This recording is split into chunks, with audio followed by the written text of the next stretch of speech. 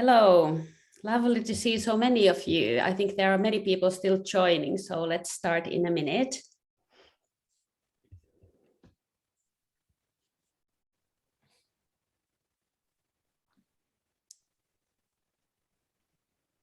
So we are here today to talk about an important subject of that relates to most of us in working life, about how to recognize early signs of burnout.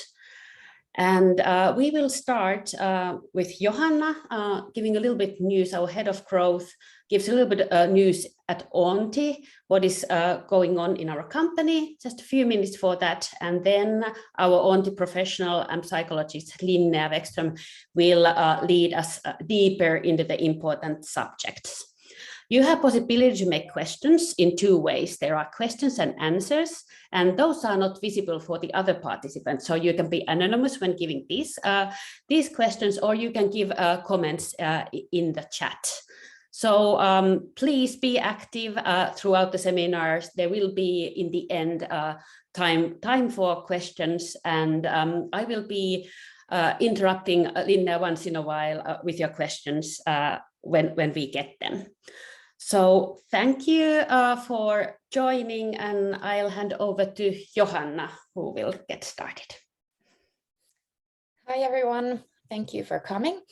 My name is Johanna Rosengren. I'm the head of growth at Auntie, and I'm just going to give you a quick update on some news, things that are happening or have happened recently at Auntie.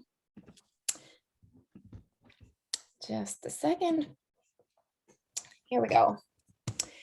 So many of you may know Auntie, but those of you who don't know Auntie yet, we are a Finnish company founded in 2015.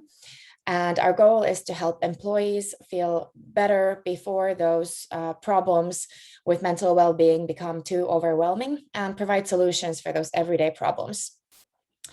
One of the news that I wanted to share is actually on this page here, or two of them actually. Last year in November, we received the ISO 27001 certification, which we're very happy and proud of. It is for our data system. Security and privacy issues are extremely important for us at Auntie. And the second piece of news is the Great Place to Work certification. We came in second place in our own category in Finland this year. And here you can see some of the other news that we wanted to share with you. We currently have 22 languages in our selection and have more coming in all the time. We've been able to increase our customer NPS to 77. And we currently work with over 400 organizations. This is both in Finland, Nordics, and around Europe. And we have users around the world at the moment. Our backstage team, so that means our sales and development, software development, customer happiness team, and so on, has grown to over 60 people recently. And our network of mental well-being professionals already has over 120 professionals. I'll show you a couple of new things on the product side before I let Linnea go on. We have recently launched our pilot version of Auntie Coaching, which is a new service that supports professional growth. It's a very low threshold and easy access type of coaching that's meant both for employees and leaders, so not just for management teams or what we may traditionally think that coaching is meant for. It's result-oriented and starts fast, just as our Auntie packages do. And we are now in the pilot phase, and the full launch will be in the fall of 2022.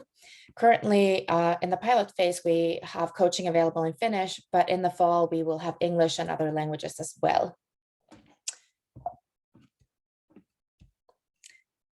Another side, a new thing in our product side is our Auntie Insights for HR.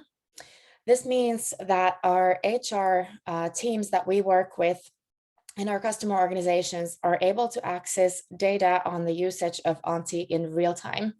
So you can see how many packages have been used, for example, which packages, how many employees are using Auntie, and how well-being develops in your organization. So this means stress and work efficiency, sleep, social relationships, and things like this.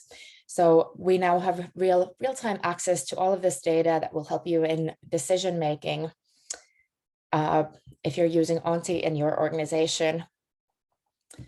And a third new thing, which we're about to launch now in May, is our My Auntie for users.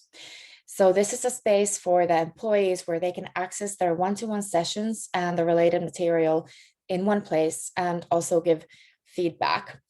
It's not an app that you download, but a mobile optimized web application that you can access on your browser, either on your phone or your laptop.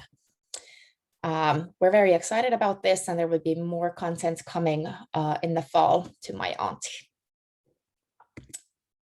And here are just a few of our over 400 customers that we are working with at the moment, and we are very proud to be working with all of you. Thank you. Now I will give the stage to Linnea. Well, before you do that, there's one question for you. It's about our sales, so MRR or ARR. So what size of a company Auntie is? That's a good question. Our last year's revenue is 3.1 million. And before that, the year before that, it was 1.2, if that gives you an idea. We're still tripling our revenue. So thank you, Johanna, for the news from Auntie. And now I think we are ready to move to the subject of the day. So Linnea, go ahead. Thank you.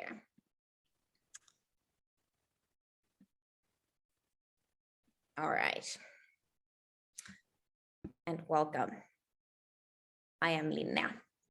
And actually, not only welcome, thank you. That's what I'm thinking. I'm happy to see so many of us here on particularly this topic, how to recognize the early signs of burnout in your team.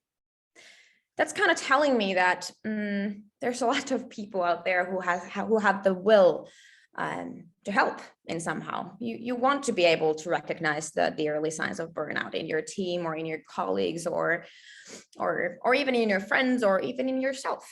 But there's that will to help, and in that kind of, you can already tap yourself on the shoulder and say, hey, I'm a good person. I want to help others. And I think that's a really nice thing to see. We have a great 30 minutes or a bit more here on this topic, and I would like for us to do a little reset before we dig deep into this topic. So sit up straight, expand your spine. You can roll your shoulders back a few times and take a deep breath in and a deep breath out. Great. Now you can say that this webinar was breathtaking. Okay, jokes aside, but I'm Alina Beckström, and I'm a psychologist here at Auntie, which means that I pretty much develop and produce all kinds of psychological material that Auntie offers, such as the webinars and all kinds of materials that we give out to our clients. I am also an Auntie professional, which means that I do the client work. So all the packages that Auntie offers, there are psychological conversational support, plus the coaching later on. But I'm the one who you can meet if you sign up for a package.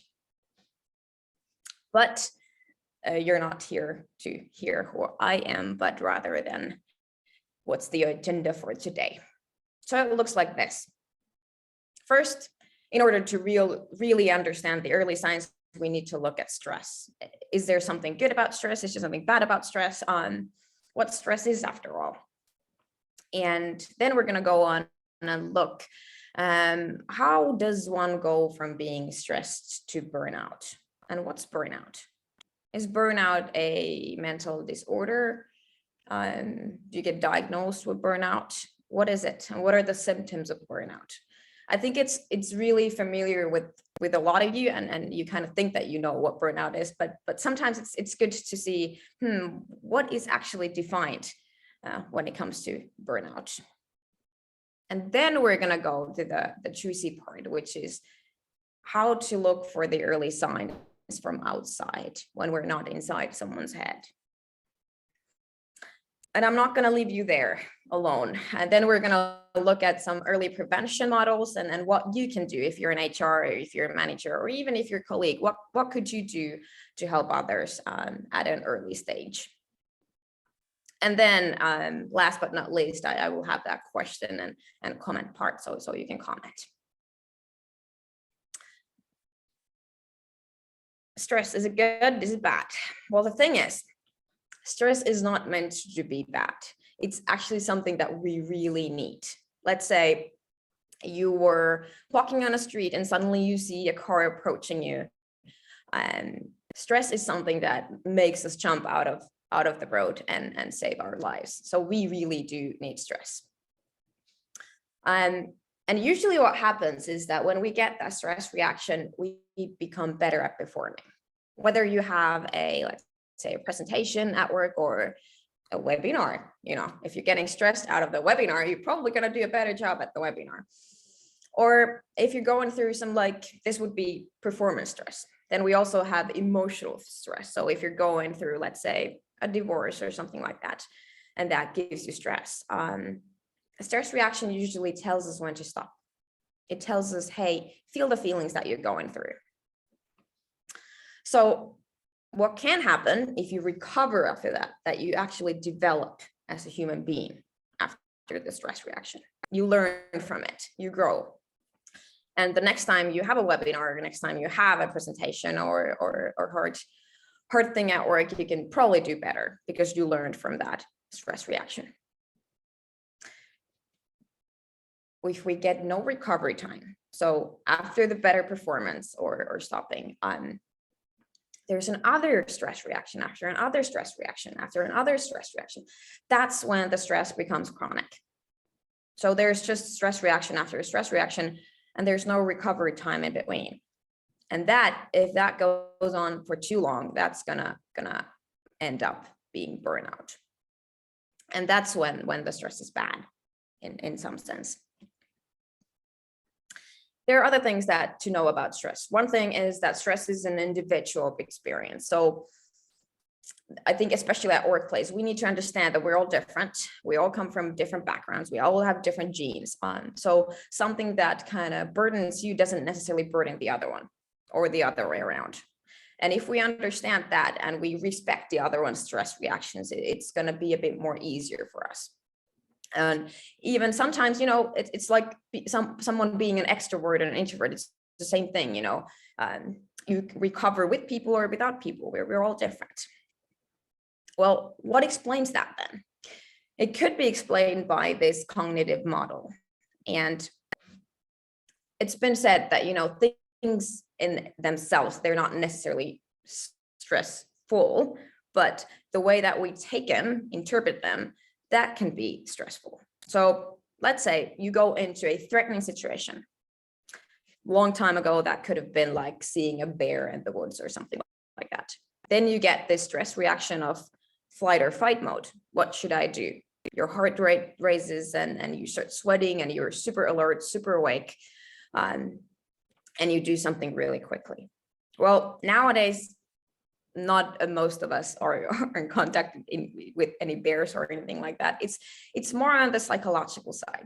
So maybe at work you're thinking, hey, what is this person thinking of me? Am I doing the job the way that I'm supposed to be doing? How am I evaluated? Is my effort enough? Am I enough as an employee, for example? And if you get the feeling like, hey, maybe that didn't like my work, I feel anxious about this. Suddenly the emotions start coming in. So your interpretation, even though it might not even be the real thing, gets connected with your emotions. Usually that when that thing happens, we start to think that this was real. Everything was real here, and this is stressful. I'm not going to get through this. And then we start behaving that way. So it's all about how we take it. It's not. And sometimes we can't even decide how we take it. The stress reaction is automatically activated, no matter if we see the bear or if we think about the presentation coming up. And we can't control that. So we're all just a bit different when it comes to stress. Well, how does one then go from stress to burnout? I think it's really important to understand what burdens us.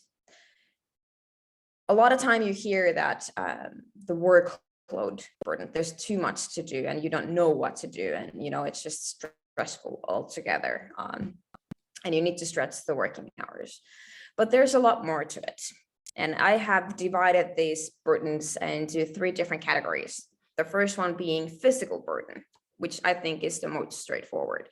You sleep poorly, you're most likely going to be tired, or you don't eat well and your brain doesn't get those nutritions. You go into those situations, you're more likely to be thinking that they're threatening to you, and you get that stress reaction. Whereas during those good days, even though if you go to the same situation, you might be thinking a bit differently. Or something like this as irregularity of your life. If you're doing morning shifts and you're doing night shifts, obviously that's something that drains us. Second category, mental burden.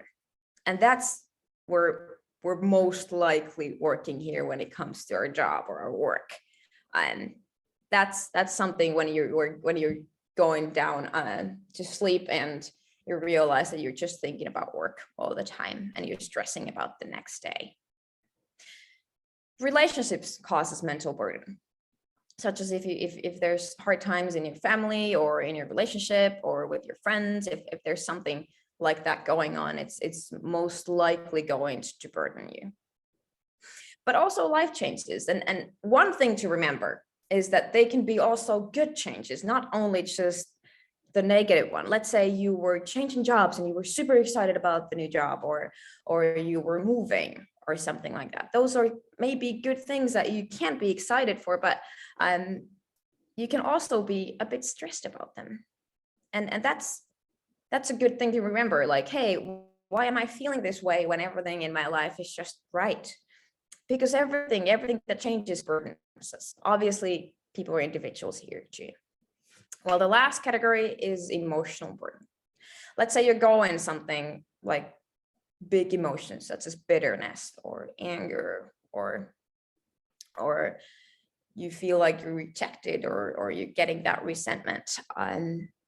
That's going to take out your energy as well. So if we look at it, it's no wonder that we're dealing with a lot of chronic stress in our lives nowadays. There's so much that can burden our brain and get a stress reaction going.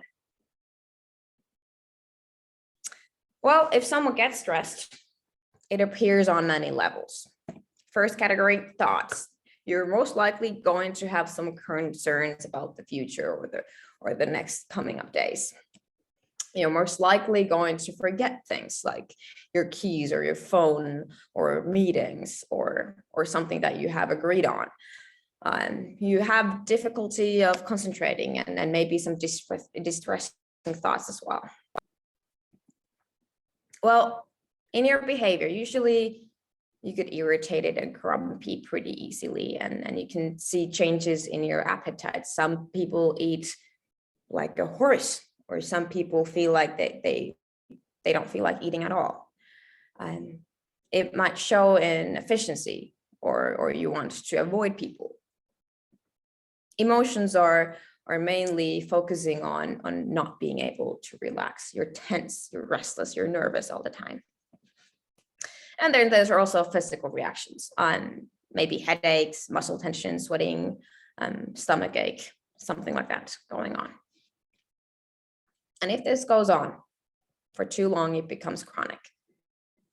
And this is serious. If we're getting there to the chronic state and then that leading to burnout, there's going to be lots of consequences or effects from that. There's an increased risk of depression. Over half of the newly diagnosed major depressive disorders are related to stress. Actually, work stress even. It threatens your lifestyle. You're most likely not going to have the energy to take care of yourself. Excuse me. It intensifies symptoms of somatic diseases, certain diseases such as asthma, coronary heart disease, or hypertension. And lastly, but not least, it may affect fetal, or actually does, it affects fetal development. So your child might have consequences of this throughout their whole life. It's a big thing. Excuse me. So if we then go to this state, burnout, is it a diagnosis? No, it's not. It's not a mental disorder. It is a state of exhaustion caused by excessive and prolonged stress. So the stress has been there excessively and for way too long. And it doesn't happen in a month. It probably doesn't even happen in 2 months. It's most likely that there's been a really long time, lots of stress load on you, and then that can end out to be burnout. And that's why I think we have so much time to kind of change the direction here. Symptoms are you probably going to have impaired professional self-esteem. So you're going to be thinking that you're worth nothing as an employee, but also you're probably going to be thinking cynically about your work. So you don't find it to be exciting or motivating anymore. Well, how does this show in your thoughts? One thing is, it could be like you're thinking that this job has no value and it's not appreciated what I do. You start to compare yourself to others. I am a lousy worker and I'm way worse than others. And sometimes we can be a bit too hopeful. Let's say you're thinking, hey, it will be fine as long as I can handle until the holidays. And you're kind of trying to get a grip out of those holidays or vacations that are coming up, but everything between those is suffering. Some of us might be thinking, hey, you can't go on sick leave, but there's no option. There's no time. There's so many things to do. You just can't go on sick leave right now. You might be thinking, I should be able to do more, or what do others think when I'm this slow? Or then it's just clear there must be something wrong with me because I can't handle my work. It would be so easy if we could read these thoughts in people's heads. But the thing is, if you're outside, if you're not in that person's head, it's most likely invisible to you. You don't see this. They're not gonna go and tell you this out loud necessarily. And it's really hard to read that sign outside. And another thing, not only are the thoughts invisible, but so is the free time. We don't know what happens when people get off work. We don't know if there's some burdening stuff. We don't know if they have slept well, if they don't tell us. And I'm not saying they need to tell us that, but I'm saying we need to acknowledge that there's other life out there too, and that affects us as well. So we need to be understanding when it comes to that. So work is just one part of people's life, but we don't know what's going outside. Now we're at the point where we could start looking at the early signs from outside. And I would like to take a break here. If you could write down in the chat, what do you think could be the early signs that you could look for outside if you're not in the person's head? What could you see at the workplace going on? I would really like to hear. We have already kind of gone through some of them. But I would like to hear if you have seen at your workplace someone going through something like this. We're going to go over these, but I would like to hear, have you noticed something? Linda, there's also a question in here. I would be interested to know how you can differentiate your approach to, now there are so many questions coming that it's going. Burnout and depression, since in most cases patients can have symptoms or one leads to another. So depression versus burnout was the question in here. That's a great question. How do we know whether we're going through something like burnout or whether we're going to do something like depression? like they said there, sometimes something can lead to another thing, and sometimes we don't even know yet. But it usually is something that if you then go see the doctor, and if you go then see everything, and you start the recovery process, usually if you're going through something like burnout and you get that recovery time, let's say it's months at that point, you gain back that motivation. So it's all about recovery at that point. When it comes to depression, there are other things you might be feeling, or you're just not motivated to live, for example. But burnout is definitely, it's going to tell you after a few months, hey, I'm actually feeling better. I'm actually getting excited over new things. So it's a temporary state. Depression, when it's not taken care of, it can go on for years. Yeah, and there's another question here. Can chronic stress burnout lead to psychosis? Psychosis. I don't think that there's just one particular thing that can lead to another thing. When it comes to psychology, usually it's a sum of everything. It's a sum of your genes. It's a sum of your background. Obviously, it can kind of go from there to psychosis if you have the tendency, or if you have that in your brain, if that's a stressful thought. Let's say when it comes to schizophrenia, for example, usually it doesn't come out until you're 20 plus. And usually that goes through a stressful experience that triggers that. So it's not the stressful experience that caused it, but it can be the trigger for it. I would like to see the chat, right? Unhappy mood. Yes, perfect. Not being concentrated. Yes. Overcritical and cynical comments. More mistakes. Yep, you're definitely on the right track. Great. Great. Let's go and look at them. Just like you gave me examples, I'm going to give you examples here, what it can look like. It can look like someone's having the difficulty concentrating. It's just the one thing that one mentioned there. Someone might be feeling absent-minded and often forgets what we agreed on. Yes, example 2. This is something that kind of helps me a lot. Someone who used to be happy, but now is withdrawn and irritable and downright rude. It's like, not many of us really want to be rude. Not many of us want to be evil against each other.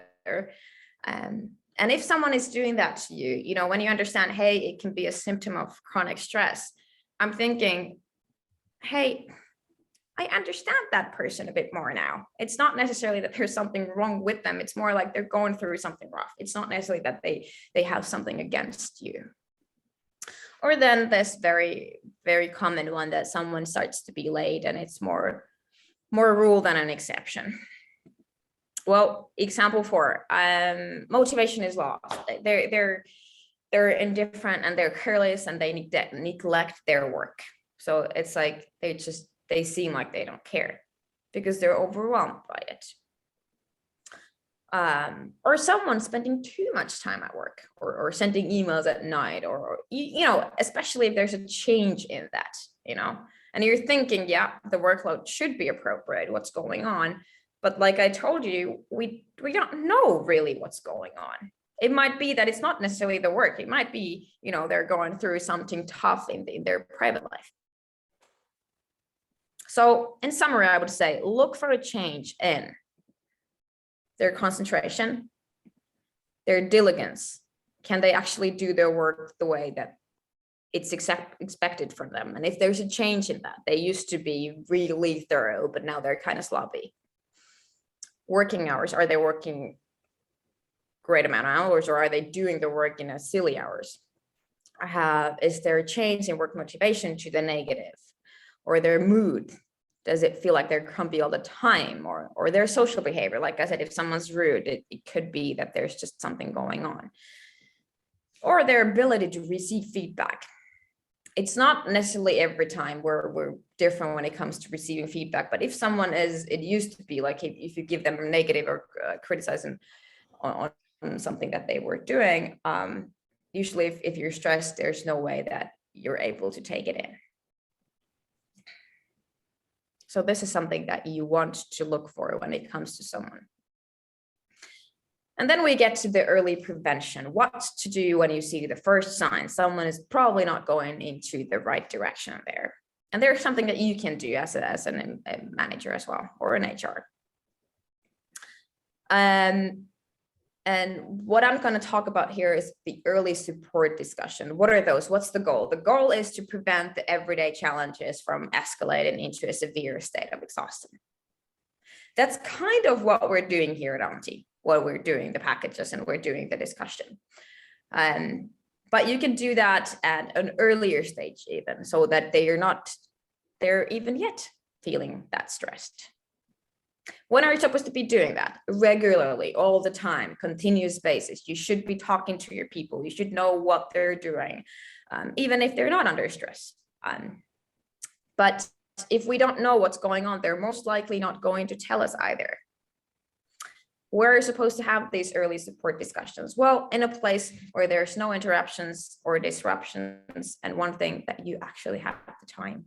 If they want to open up about their feelings, that you would have the time and the interest to do so. That's most likely going to give them a lot more support than you actually can't even imagine. Well, how to do it then?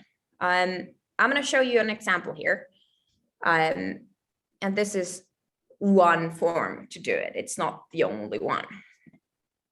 There's been many times in my life and in other people's life when a manager has come to me and asked, how are you doing?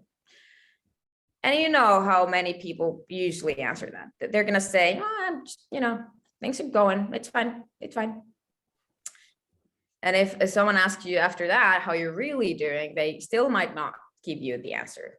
And that's something you can't like make someone open up to you. That's not the job here even. If they don't want to, they don't have to. And you don't need to kind of drool to get that out of them. It's just, you just give them the possibility. You give them the psychologically safe environment. You respect them. You show that you're interested. You have the time for them. And then instead of just asking how you're doing, maybe you could ask and start by asking, hey, what's going well at the moment? What are you, happy about? And, if they want to answer about work, that's just fine. If they want to answer about their private life, that's just fine, just well. And then you can ask, hey, what's challenging? And again, it can be work related. It can be, free time related. Is there something, that is challenging at the moment? And then you can ask them, has there been some changes lately? What kind? The good, the bad? How do you feel about the changes? If you reflect back, let's say 4 weeks, 6 months, what has been going on? And this is a good question. How do you feel about the near future? Usually if someone's stressed, they don't feel so great about the near future. And you might not even get an honest answer here. It might be that they're again saying just, it's okay. And it doesn't matter. It might be that even if you feel like, hey, this conversation didn't go perfectly, they might still be thinking, later on, hey, that was a really good question. Sometimes if, for example, you're asked, hey, are you happy? You might not, you might be a bit surprised when you get that question, but maybe you later on, you start to think, hey, am I happy? And that's the thing. You don't need to solve the person's necessarily the whole situation, but maybe you can trigger their own reflection to go forward so that they could realize, hey, maybe I am, maybe there is something going on. Can I see a raised hand there or? Yes, it's my hand. I just said there was a good comment for these discussions that what if somebody says they are already fed up? You have to take action right away or you will lose the trust and chance to help. I think it's a wonderful comment for this, that these discussions, so we have to have time also to help. Yes. If they are fed up, that's another thing. Then you need to know where you stand. What are your boundaries? What is your job there to do? Is your job to lay out some options for them, or what is it that you can't do? And sometimes people, they get offended when they're like, hey, maybe you should talk to a psychologist. And they're like, yeah, they think it's only me. But maybe you could also ask, hey, is there something that I could do for you? These are the things that come into my mind, but is there something else, that I could support you with? So that you give them the possibility to answer those questions themselves. So they realize they need to shift the thinking, hey, yeah, what is that person going to do? What's in their ability to help? And that's the thing, you don't need to solve the whole thing, but these little conversations that go on regularly on a continuous basis can actually be really, really helpful. So my key takeaways for today. Temporary stress is useful. It gives us better performance, and it gives us the ability to slow down at times. When it becomes chronic, it probably has multiple negative effects and may lead to burnout. And those were the depression, for example, the risk for that. And not every aspect of burnout is visible to others. And that thing is like, if we're not aware and if we're not awake, we don't necessarily see it. And suddenly someone's on sick leave because we just kind of weren't there, where we were just thinking, he's just a grumpy man or a woman. The early signs of burnout may be changes in diligence, concentration, mood, social behavior, working hours, and the ability to receive feedback. These are just obviously examples, but those are something that you can look for. You may help your team members by having regular early support discussions with them. And those are more valuable than you can actually even think of. We're not going to leave you here empty-handed. I'm going to be handing out 2 different materials for you. The first one that you can download after this webinar is the ebook that Auntie offers, How to Recognize Burnout, Guide to Managers. So this is a bit of what we've been talking about here, and there's a bit something else to read as well. So that would be for you if you're in that HR position or a manager position and you want to be helping others.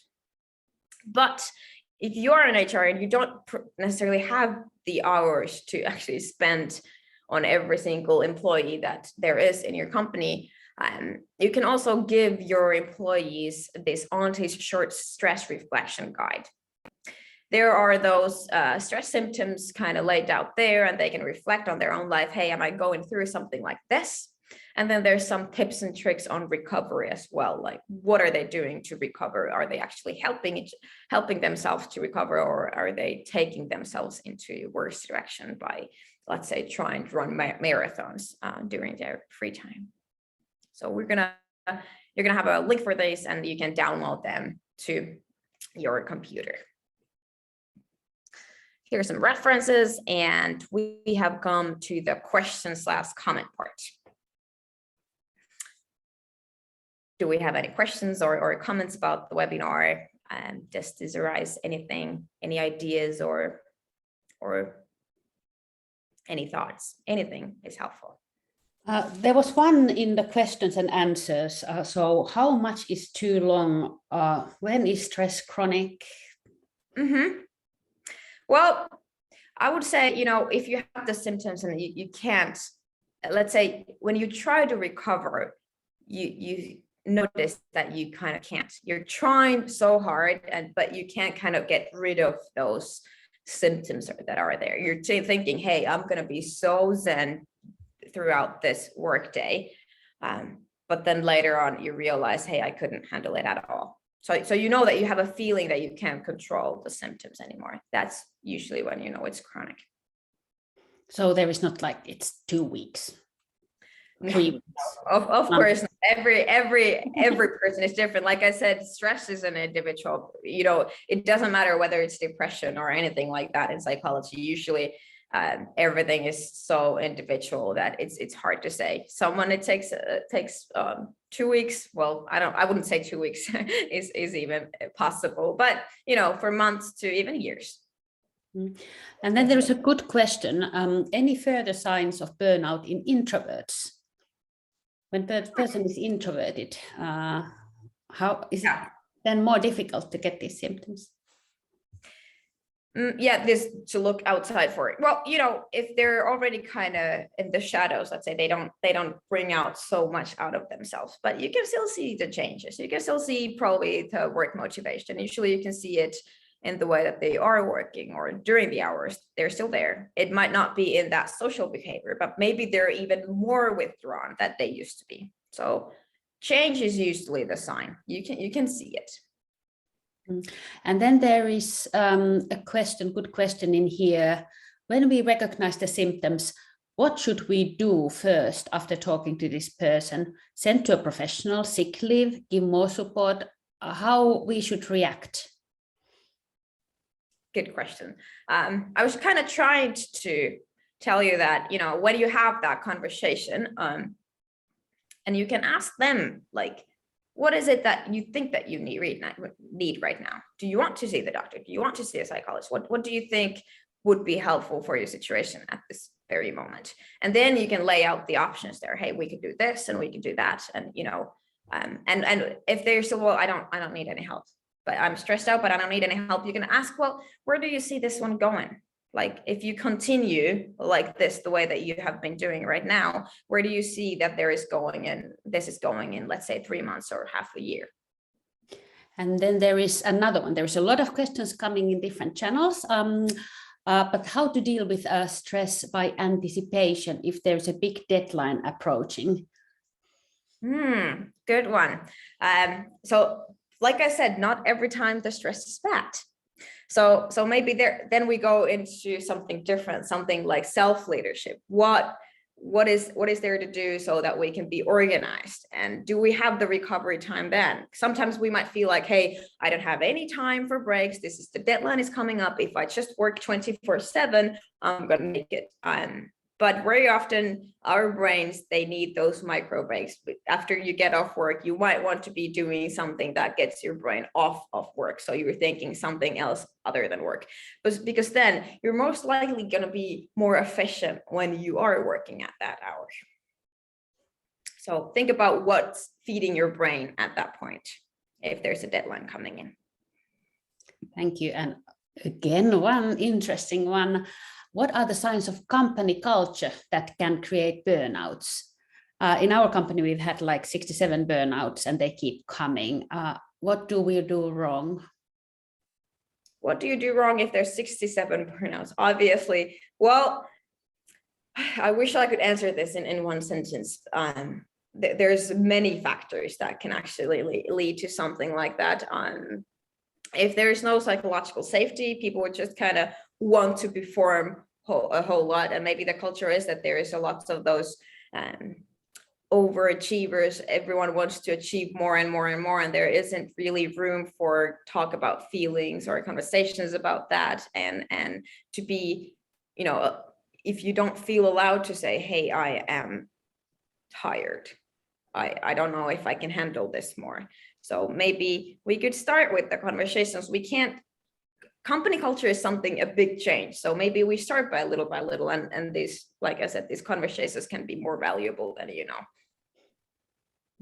And there was just an interesting comment a little bit related to this. I find it harder to detect when this might happen during organizational changes, as there is so much external changes.